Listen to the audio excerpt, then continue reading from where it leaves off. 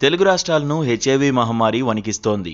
ఒకప్పుడు తగ్గుముఖం పట్టిందని భావించిన ఈ వైరస్ ఇప్పుడు మళ్లీ కోరలు చాస్తోంది.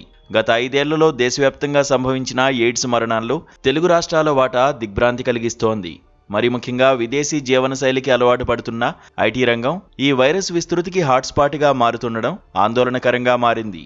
కేంద్ర ప్రభుత్వం విడుదల చేసిన లేటెస్ట్ రిపోర్ట్లో సంచలన విషయాలు బయటపడ్డాయి. దేశంలో హెచ్ఐవి కట్టడికి ఎన్ని చర్యలు తీసుకుంటున్నా మరణాల రేటు మాత్రం తగ్గడం లేదు.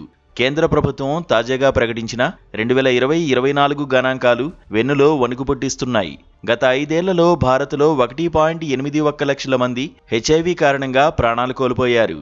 ఇందులో ఏపీ, తెలంగాణకు చెందిన వారే 44,140 మంది ఉండడం పరిస్థితి తీవ్రతకు అద్దం పడుతోంది. ఏపీలో మరణాల సంఖ్య అత్యధికంగా 32,642గా నమోదైంది. తెలంగాణలో 11,498 మంది ఈ మహమ్మారికి బలైపోయారు.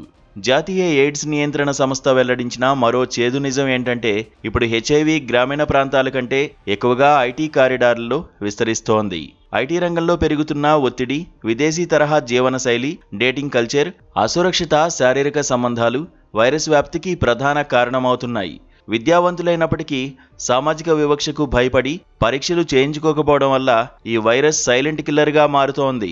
ఐటీ సంస్థల్లో పనిచేసే యువతకు ప్రత్యేక అవగాహన సదస్సులు నిర్వహించడంతో పాటు స్వచ్ఛందంగా హెచ్ఐవి పరీక్షలు చేసుకునేలా ప్రోత్సహించాలని ఎన్ఐసిఓ సూచించింది.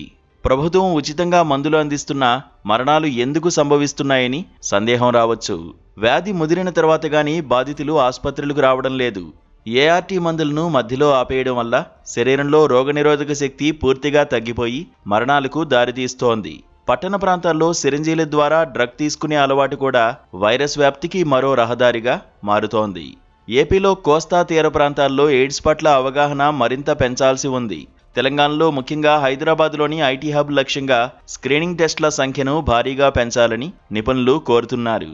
యువతలో ముఖ్యంగా సురక్షిత సంబంధాలపై పాఠశాల, కళాశాల స్థాయి నుంచే అవగాహన కల్పించాల్సిన అవసరం ఉంది.